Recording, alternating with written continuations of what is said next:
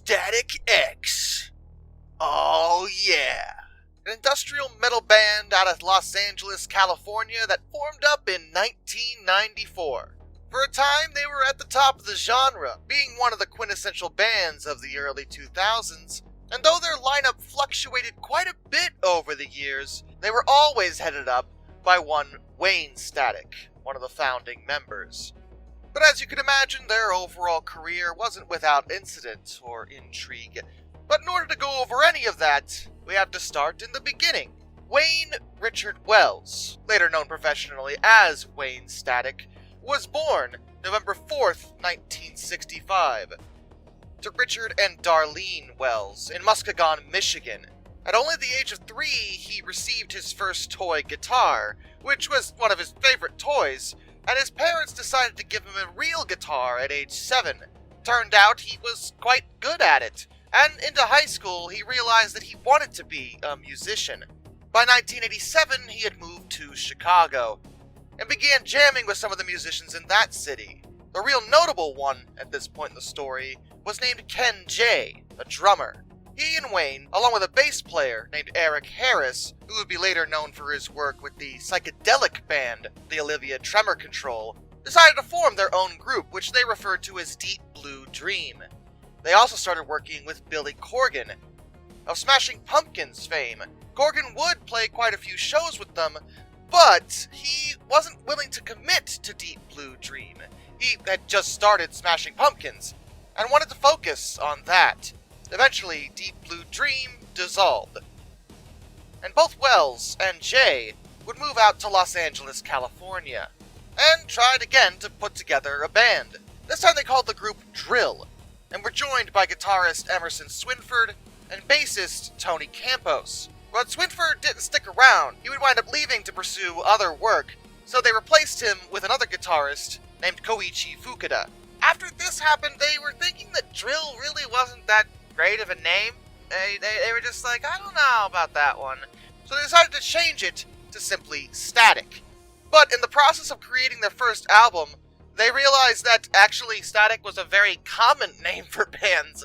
It was one of those things. There were quite a number of acts that went by the name Static, and they knew they needed to stand out, but they really liked the name Static.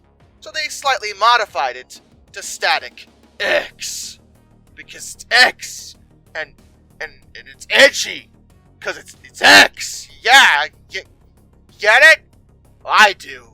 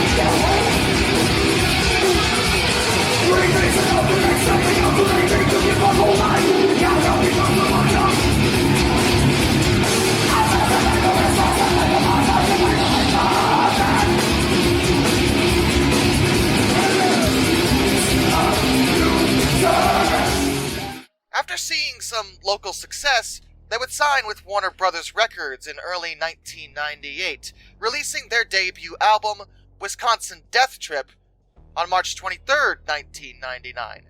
And listen, Wisconsin Death Trip, especially for a debut album, is friggin' amazing. That is arguably one of their best by far. It was a great album, peak industrial metal, fantastic. staticx as a band tended to lean heavily into the distortion and extra weird noise and dark. But while at the same time the songs still flowed together, it wasn't just random sounds. They often had extremely catchy beats you could even dance to the point that when they weren't being called industrial, they would also be referred to as evil disco. Okay, that's kind of funny, but it made sense. Really good rave music. Have you heard the song Bled for Days? Have you? Have you? because you need to, okay? In fact, stop the video now and go listen to Blood for Days if you haven't, okay? Do it now, I'll wait. Did you do it? Okay, good. It's awesome, right?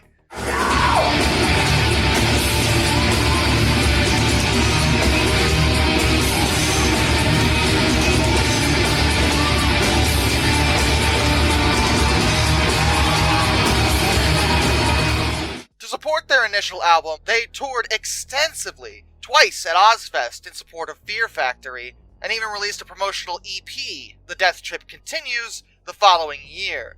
Wayne himself would recount that, frankly, the whole thing was exhausting, but the heavy amount of touring totally paid off. It spread word about the band, and they were genuinely good. People liked them, and Wisconsin Death Trip would sell exceedingly well, hitting platinum by 2001. A tremendous achievement for a debut album. But where were they to go from here?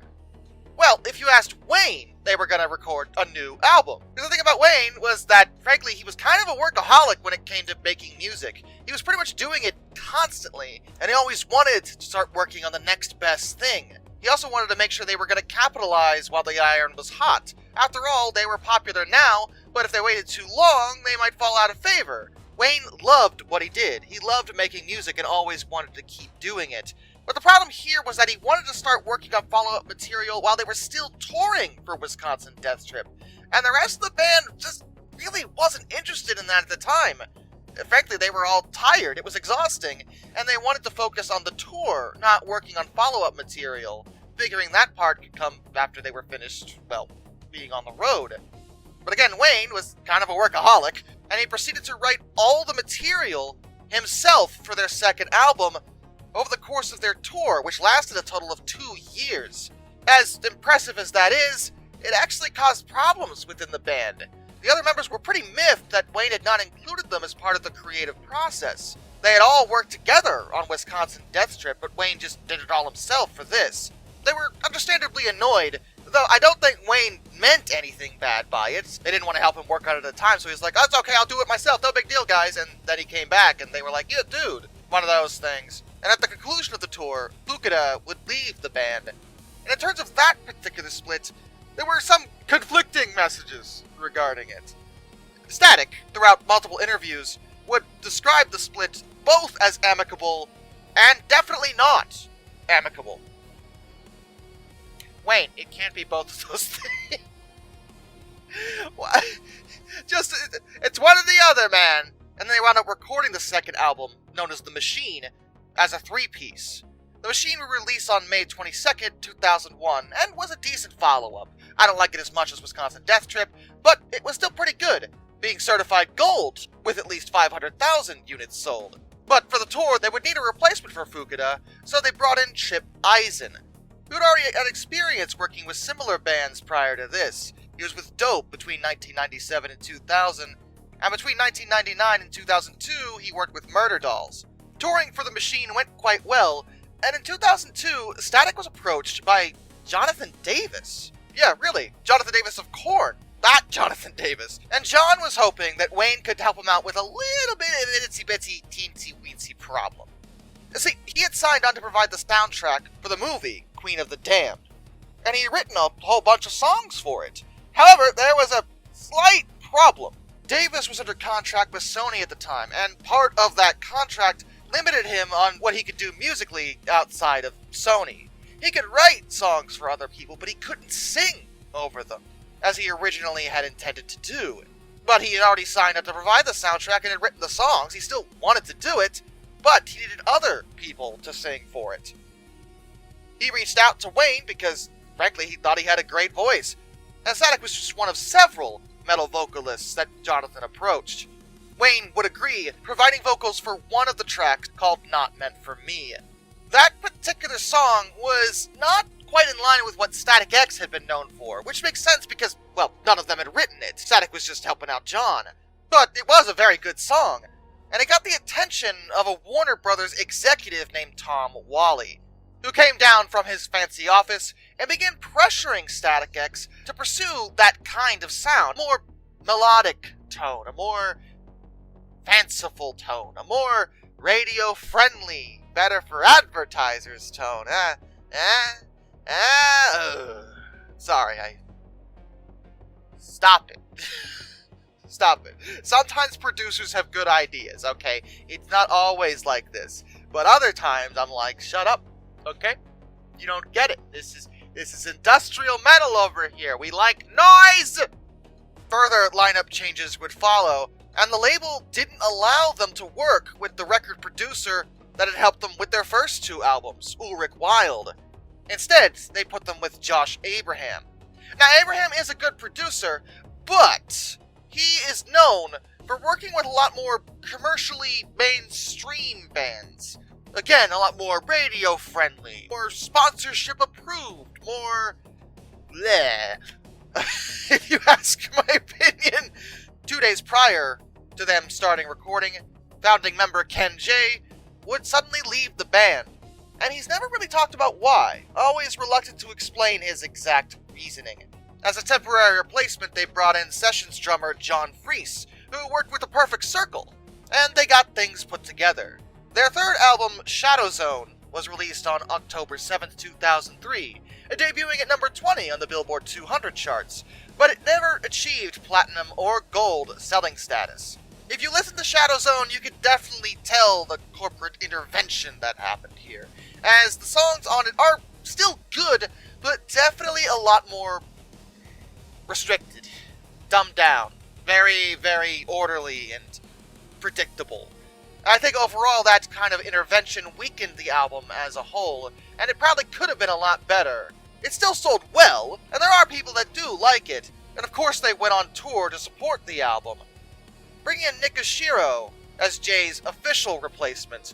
On July 20th, 2004, they would also release another, well, I was about to say new album, but it's not really new. It was called Beneath, Between, and Beyond, and this was a collection of rare unreleased tracks and demos from the band's history. And truthfully, I always like it when bands do this. These sort of random, hey, this is some extra material albums really appeal to the hardcore following surrounding these groups. Because you get to hear what they used to sound like, songs you may never have heard before. We always like to hear unreleased tracks, like, release the tracks, cowards! We'll pay you to listen to them, just let us hear the tracks! More tracks! More static! More X! Though, as an album, it was probably one of the worst reviewed ones, but, frankly, I don't really listen to reviews on these kind of compilations. Because the whole point of them is just to release unreleased stuff, as well as remixes and cover versions, demos, and whatever it may be. So it's like, this is not a very well put together album. Yeah, that's because it's made of scraps. That's the whole point, to let hardcore fans listen to other stuff that they might never have heard before from one of their favorite bands. Shut up. That's where I'm at with it, personally. They went on tour again with Fear Factory right after that, and then started working on their fourth album, which was to be called Start a War. But there was a pretty major hiccup and scandal involved here. Not with most of the band, but with one of the newer members, Trip Eisen. See, Trip had gotten himself into just a little bit of trouble. Just a little bit of problems. Just a little bit of degeneracy. As he was arrested and convicted of assaulting at least 2 different teenage girls. He was arrested on February 10th, 2005, on a felony charge of statutory contact with a minor in Orange County, California. Though he was released on bail only a few hours after his arrest, just 2 weeks later, on February 24th, he was arrested again on another charge in California by New Jersey detectives for pretty much the same exact thing. On both occasions, the girls were 14. At the time, Trip, mind you, was 39. So, disgusting. Alright. Naturally, the other members of staticx were utterly horrified by this and promptly fired him because, yo, no! Okay, we're industrial and we're edgy, but we're not creeps, okay? What the heck? Get out of here! But that once again put them in a difficult spot because, well, they needed a guitarist. Preferably one that wasn't just the worst. And they did find one. Actually, it was one they already had. Fukuda. Fukuda had remained on fair terms with them, and had even provided samples and keyboards for the new album. According to Wayne, he was like, well, why don't we just ask Koichi? Everyone else was fine with it. Worst he could say was no. So they asked him, and he said yes. And Wayne was elated to hear that, saying it made the transition a lot easier, because he wasn't really a new guitarist. It was a guy he'd already worked with, and knew was pretty freaking great. Start of War would be released on June 14th, 2005, debuting at number 29 on the Billboard 200, selling over 35,000 copies in its first week alone. It didn't hit gold, again, but it did pretty well, and it felt like a return to form for staticx. They were a lot more, well, like they used to be.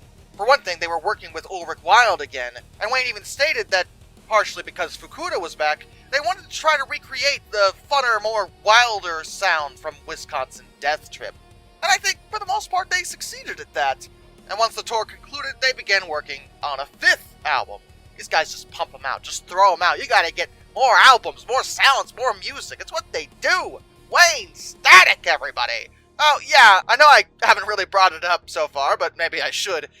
What is with that hair? Yeah, that's Wayne's signature look. He always put his hair straight up in a vertical position. I would imagine because of the whole, well, static thing. It gave him a pretty unique appearance, which is great for a band, honestly, especially the frontman. And he coupled it with a chin-tailed beard, pretty much keeping that look the entirety of his career. According to Wayne, in order to make his hair actually do that, the process lasted about 20 minutes. But according to an interview with his mom, she said it took 45. I'm sorry. Wayne's mom coming in like, no, it takes you 45, honey. That's funny. That's funny. Anyway, the 5th album, Cannibal, released on April 3rd, 2007, and was fairly well received. Though my thing about Cannibal, and Wayne even pointed it out, is that it has a lot more of a metal sound to it, not industrial. There's a lot less mixing, a lot less electronic within Cannibal when compared to a lot of their other stuff, giving it a more distinct flavor. It's not bad at all, but it's definitely different than a lot of their previous works. But in this case, it had nothing to do with any corporate pressure. It was just something the band felt like doing.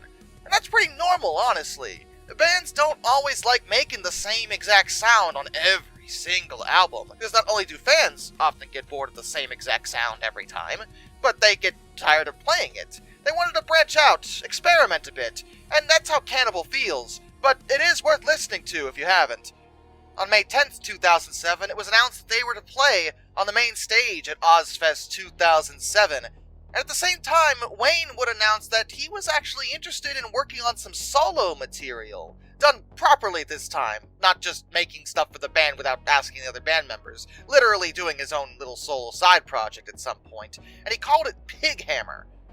However, this would not come to fruition for a few more years. Tony Campos would also slightly diverge from the band, not leaving, but he temporarily joined up with another industrial band called Ministry, as they had sadly lost their own bassist, Paul Raven, to a sudden heart attack. At the beginning of 2008, staticx would come back together to start working on their 6th studio album, to be called Cult of Static, and it would come out March 17th, 2009. Additionally, in 2008, Wayne Static would actually get married to adult film actress Tara Ray, which frankly seems like it's in line for the way Wayne was. She would actually retire from that industry upon marrying Wayne, and according to everybody, they were very much in love. She would go on tour with him, and even help with some of the songs by doing background vocals and things like that. It seemed to pretty much everybody that they were a very good match. When Cult of Static came out, it debuted at number 16 on the Billboard Top 200 chart, selling 19,000 copies in its first week. That made it their highest charting album since The Machine, though prior to the start of the tour to support the album, drummer Nick Oshiro would leave the band, being replaced by Will Hunt. The tour would be completed at the end of 2009, but once again there was some tension among the band members.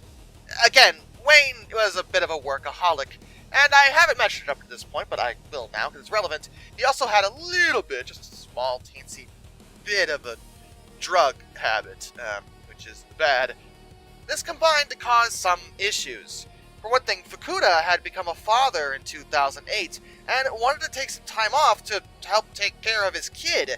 And the reason Oshiro had left was that he had gone completely sober. Good for him, but that was clashing heavily with Static not being that at all. In later interviews, Campos would say that at this point, working with the band was a toxic environment. The fighting was pretty constant, and everyone pretty much went their separate ways after this. Wayne decided that he was going to focus on the solo project that he had talked about before, Big Hammer. Campos would go off and join the metal band Soulfly, and Fukuda would go, spend time with his son. Wayne would state that at this point in time, he didn't view staticx as having broken up, just that they wanted to do other things. And even Campos did clarify that he never felt that he left the band. He just went to join a different band because staticx wasn't active. Wayne would start touring as a solo act, releasing his own album, again Pig Hammer, on October 4th, 2011. It debuted at number 97 on the Billboard 200. First week of sales reaching 4,700. So definitely not a resounding success when compared to staticx, but it was still a fairly decent album. And in my personal opinion, I think what separates it from the regular staticx stuff is that Wayne had really leaned into a more electronic sound. It's almost techno-y in certain spots. So if you like that, you might like Pig Hammer. But just the following year, Wayne wanted to go back to staticx. He wanted to get the band back together, quite literally. But the problem then was that none of the other members would actually come back at that point. They weren't ready. They had other commitments, other things they were doing. So instead, Wayne decided to just take his solo band out under the name staticx. I mean, he was still a part of it, so there's nothing wrong with that. Obviously, Wayne was a big driving force behind the band, but he was the only original member there. Then, in June of 2013, Static announced that the band was officially broken up, and he blamed it on a disagreement with Campos over the rights, citing that Wayne had paid him to use the name while he was on tour, but during the tour, Wayne would take ill and not be able to perform. That wasn't quite correct. I mean, he did have a sickness, but not the sickness you're probably thinking of. It was later revealed that he wasn't exactly ill, but rather there was a drug bust. Yep. Campos would also later allude that this was the case. Static was still struggling with substance abuse issues. Even though he claimed to have been sober since 2009, and his wife said the same, this wasn't quite right. Tara would say that he had stopped using hard drugs, and that might have been correct, but he was still using other drugs, mostly prescription drugs.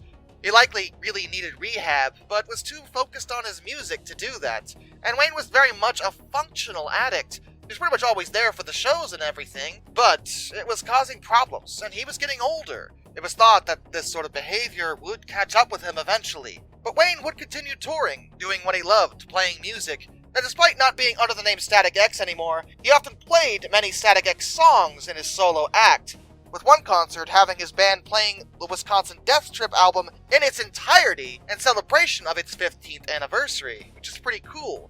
During this time, he would tour alongside Edsel Dope of the metal band, Dope. But Edsel would later explain that he had seen a lot of things about Wayne that worried him. He really was still very much an addict, and Edsel tried to help him. He thought it would be a good idea for him to try to reform the full band, to get the other guys back involved, but he admitted that he didn't think Static could do it if he didn't get himself into rehab and get some help for this. Sadly, though, this wouldn't happen.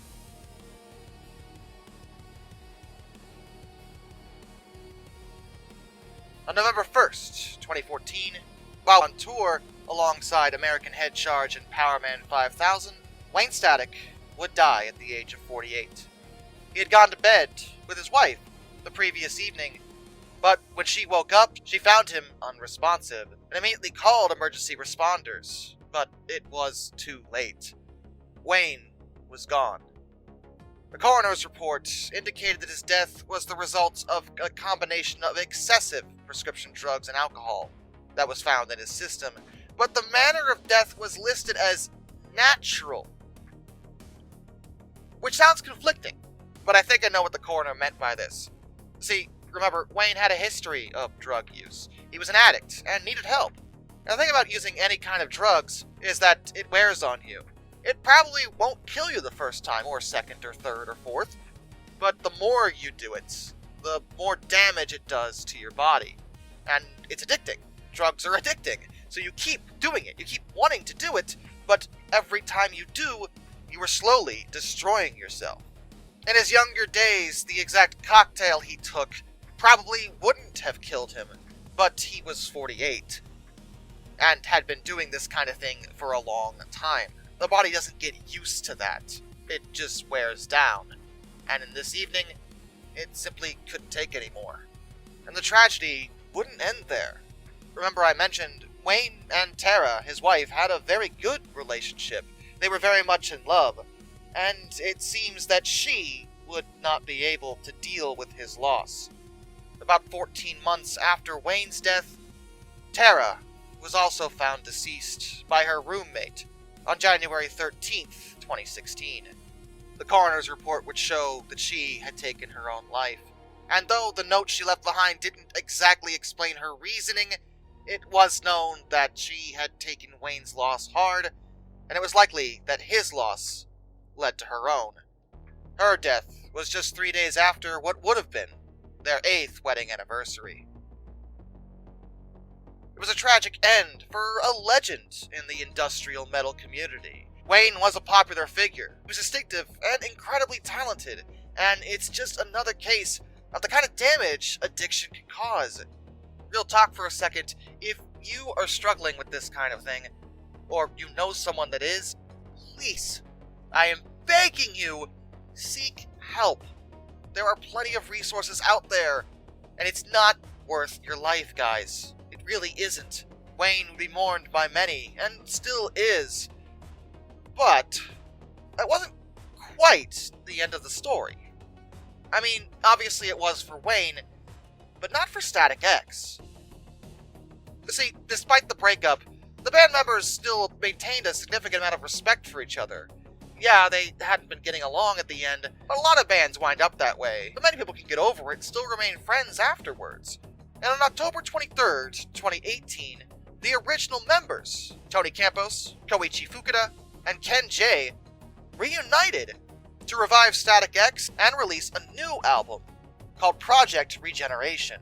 This particular album would be very interesting because not only would it feature a bunch of guest vocals, but it'll also feature a bunch of previously unreleased tracks and vocals from Wayne that still existed, and it was their way to honor him. They embarked on a worldwide tour in 2019 to celebrate the 20th anniversary of Wisconsin Death Strip, as well as for a memorial dedicated to Wayne. But there was one bit of controversy on this tour. The vocalist that they used was not actually identified and looked like this. They called him Zero. Edgy. And it was pretty obvious it was meant to look like Wayne.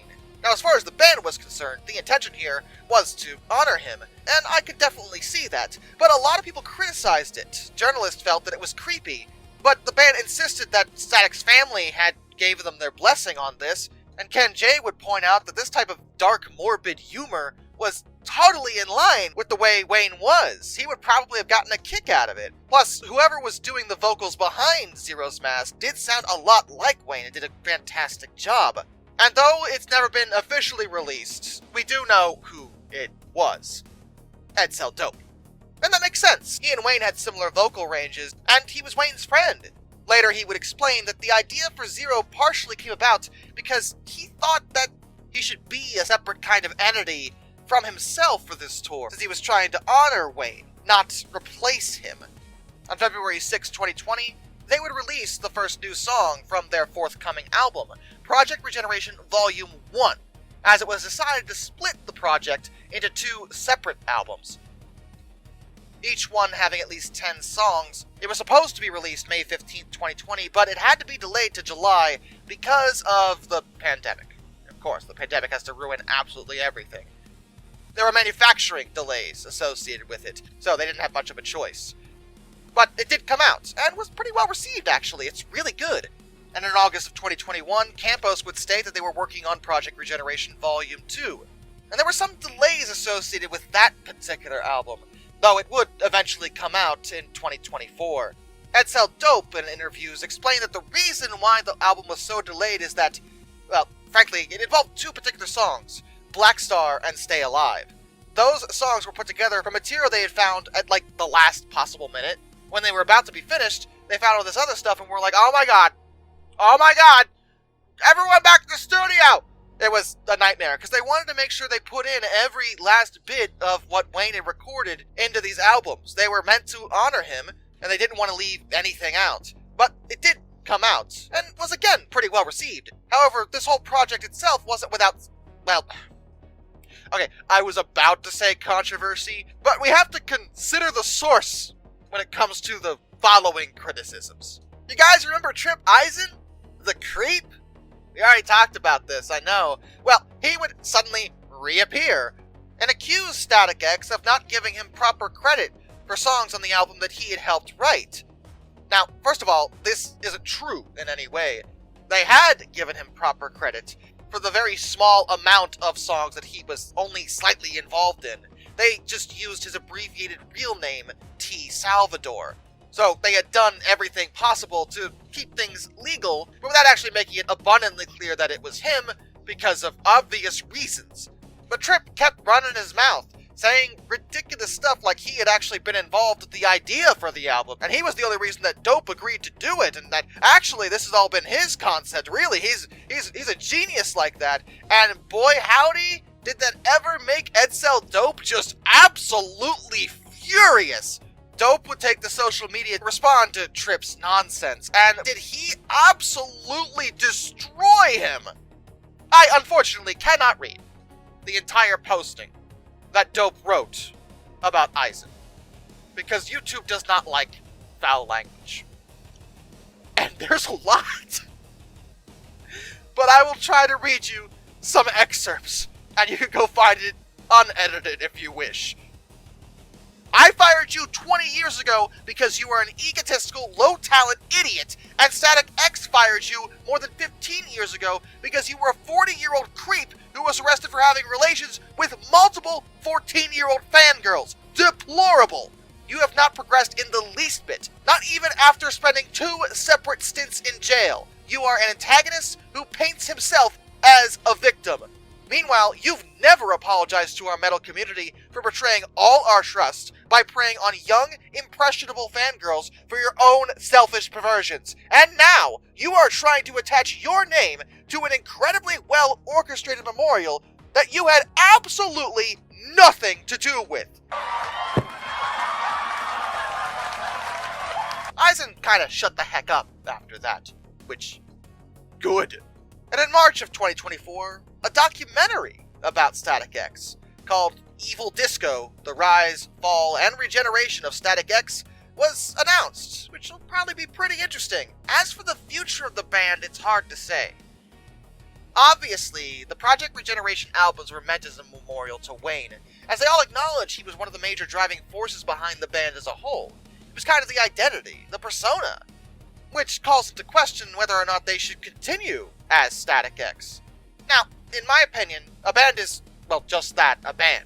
True, Wayne was the face, and was a big part of it, but Tony, Koichi, and Ken were all the founding members too, and had plenty of involvement, especially with that first album. They wrote it together. If you want to really get technical, I mean, we still have 3/4 of the whole that is staticx, and Dope has shown himself to be a solid vocalist for them. So the question is, should they continue?